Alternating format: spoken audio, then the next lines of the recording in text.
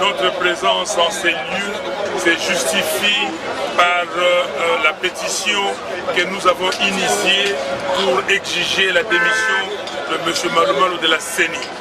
M. Malo Malo n'est pas crédible, M. Malo Malo n'est pas digne de confiance.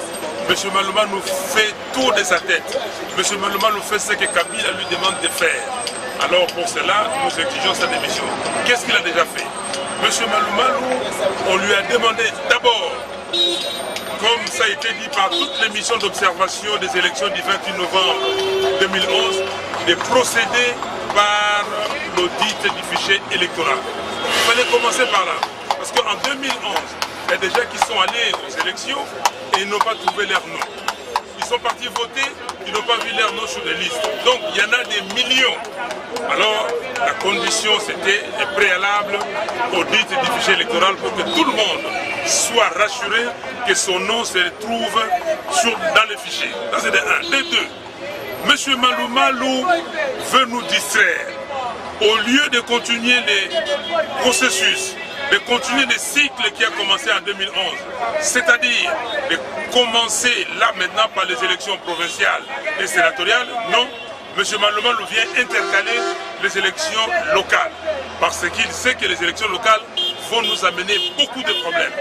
Plus de 23 000 personnes à élire, mais vous allez faire comment dans un pays où il y a des problèmes? Et ils le savent. C'est pour cela qu'ils ont commencé par ces élections pour enfin dire que voilà, il y a des troubles dans le pays, on ne peut pas continuer. En 2016, on ne peut donc pas avoir l'élection présidentielle.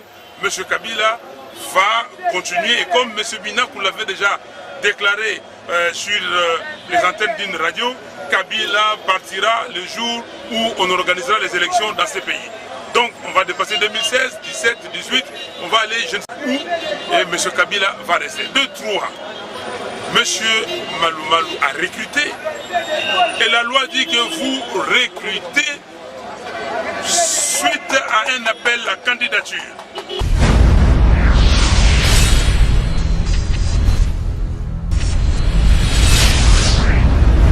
Vous déclarez les postes, vous donnez les compétences et les gens viennent et vous sélectionnez. Mais M. Malo Malo a recruté les gens au poste, parmi les postes les plus importants de la CENI, sinon le plus important dans l'administration de la CENI, le secrétaire exécutif national. Il va recruter son ami, il va recruter ces gens à lui. Donc est-ce que ça c'est un monsieur qui est respectable? M. Malo Malo n'est pas respectable. M. Malo Malo ne respecte pas le code de conduite de l'Église catholique. Il ne respecte pas l'éthique catholique. M. Malo Malo ne respecte pas le code de conduite de l'agent public de l'État. Donc il doit partir. Et enfin, M. Malo Malo viole la Constitution. La Constitution dit que les députés provinciaux sont élus au suffrage universel direct. Article 197. Malo Malo vient et dit que non.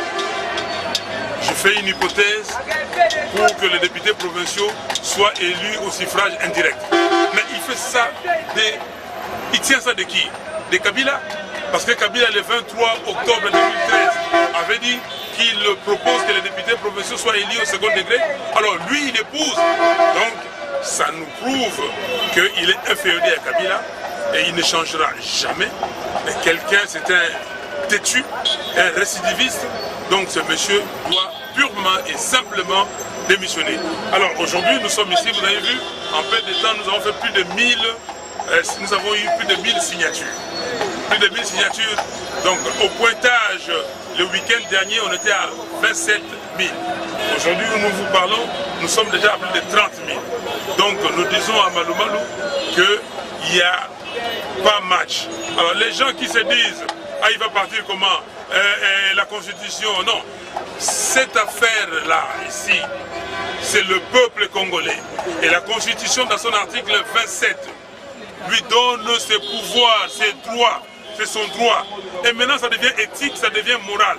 Malou Malou doit choisir s'il veut rester un homme têtu, ou il va rester un homme de Dieu, ou un enfant de Dieu, à lui de choisir. S'il veut défier le peuple, qui ne veut pas de lui, c'est à lui de choisir. Il reste un homme avec le peuple, ou il reste un homme du pouvoir. Il a le devoir de servir les gens qui l'ont envoyé là-bas. C'est à lui de choisir. Voilà.